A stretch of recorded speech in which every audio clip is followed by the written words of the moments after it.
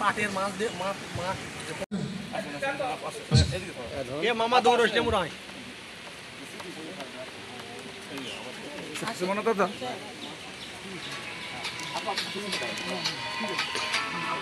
বাকিরা এমনি দাঁড়ায় থাকলে হবে যে হ্যাঁ তো ওকে আর আমি হ্যাঁ জি থ্যাংক ইউ আমি আসতেছি তো ধন্যবাদ ধন্যবাদ সবাইকে। আপনারা জানেন আমাদের অত্র প্রতিষ্ঠান যার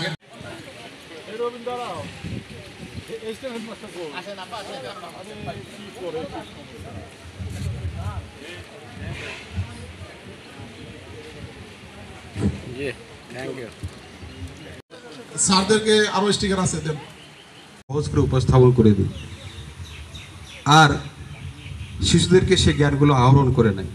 আমাদের এই সহকারী উপজেলা জেলা শিক্ষা অফিসার মহোদয় ছিলেন, উনি ট্রেনিংয়ে বলছিলেন যে শিক্ষা ব্যবস্থা হলো তিনটা চাকা, এই তিনটা চাকার যদি একটা কোনো বিকল হয়ে যায় তাহলে স্বাভাবিক চলাচল ব্যাহত হবে। সেটার প্রথমটা হলো শিক্ষক, ছাত্র এবং অভিভাবক, আর ওপরে যারা কাজ করেন এই শিক্ষা প্রচারকগণ এটা বিশেষ ভূমিকা রাখেন।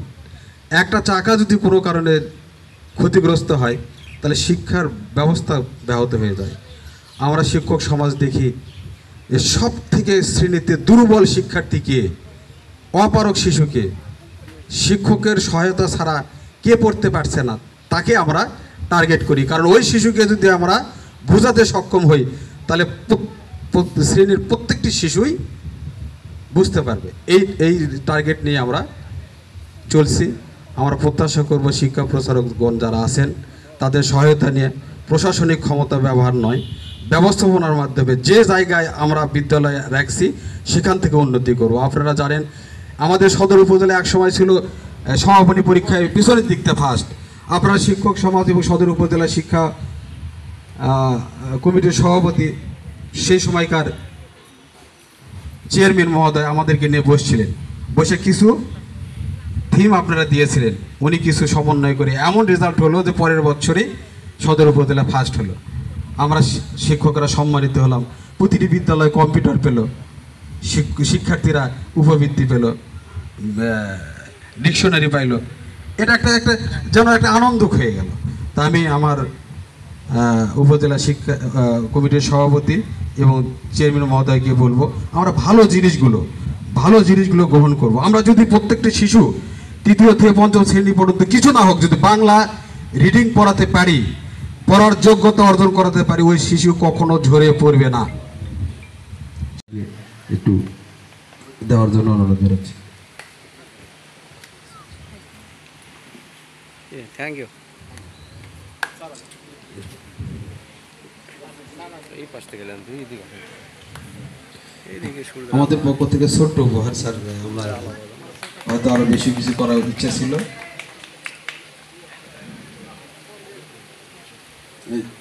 এই তার আগে আমি একটু আপনাদের কাছ থেকে, উনি আমাদের সহযোগিতা করতেন।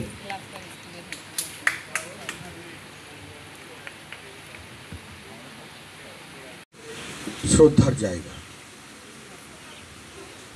অত্যন্ত শ্রদ্ধা করি শিক্ষক পেশাকে। একটি কারণ, সেটি হচ্ছে শিক্ষক হচ্ছে জাতির বিবেক। আজকে আমরা সবাই জানি একটি কথা, সেটি হচ্ছে যে জাতি যত শিক্ষিত সে দেশ তত উন্নত। অতএব আমাদের যদি শিক্ষিত জাতি আমরা যদি চাই তাহলে সর্বপ্রথম আমাদেরকে শিক্ষক শিক্ষিকা মণ্ডলীদেরকে সম্মান করতে হবে, শ্রদ্ধা করতে হবে। এর বাইরে আসলে আমাদের করার কিছু থাকবে না। শিক্ষক সমাজকে সম্মান করার একটা বিষয়, আসলে শিক্ষক সমাজ বা এই পেশা কতটুকু সম্মানী আপনারা কল্পনাও করতে পারবেন না। আমরা কল্পনা করি না বিধায় কিন্তু আমরা অনেক সময় দেখেছি শিক্ষককে আমরা হেয় প্রতিপন্ন করি, অনেক সময় অসম্মান করি। এটা আসলেই উচিত নয়।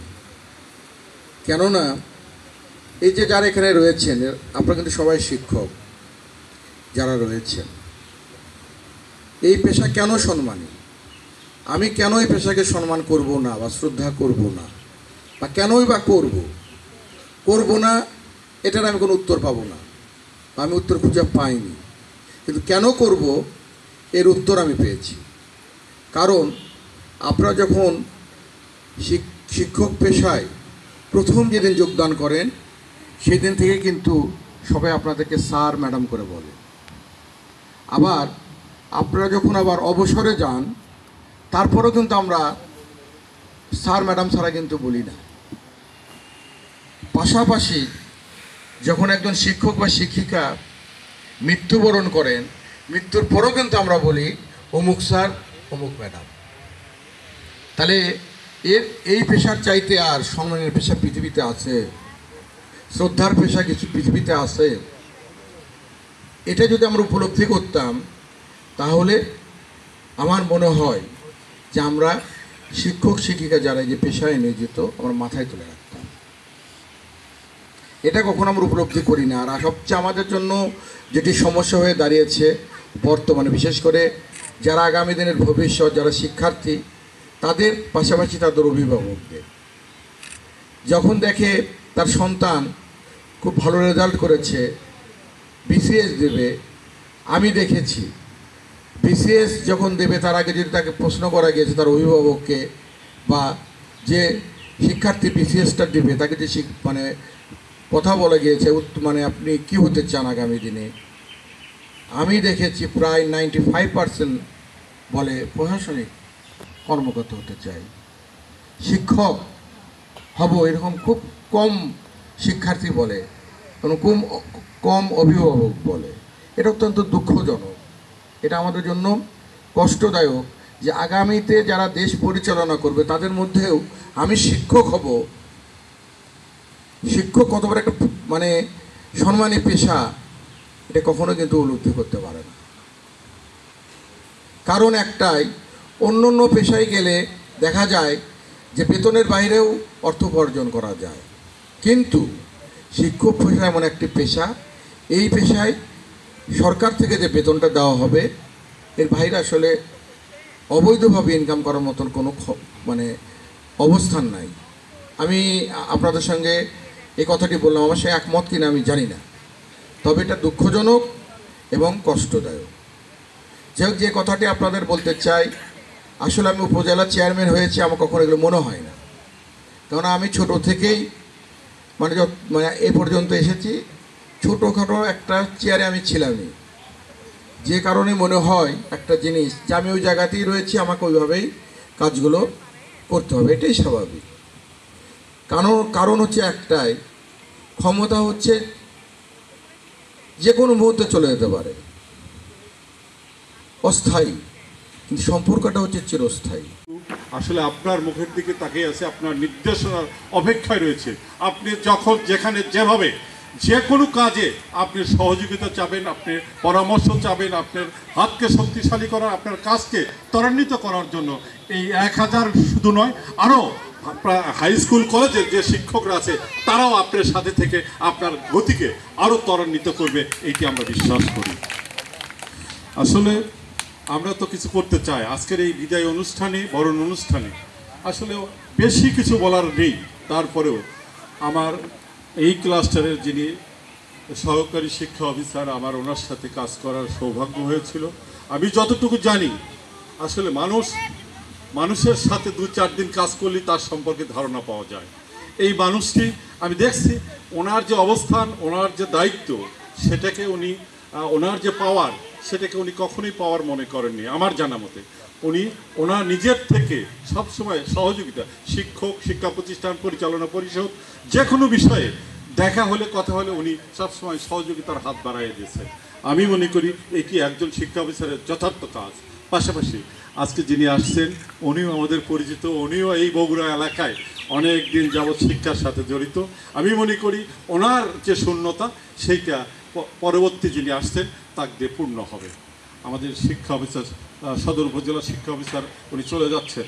এই শিক্ষা কমিটিতে আমিও এক সময় ছিলাম, সেই কারণেই প্রাথমিক বিদ্যালয়ে এই ইমদাদ আমাকে জোর করে সেই শিক্ষা কমিটিতে করানোর ব্যবস্থা করেছিল। আমি দেখেছি আসলে অনেক কিছু করার আছে, অনেক বলার আছে।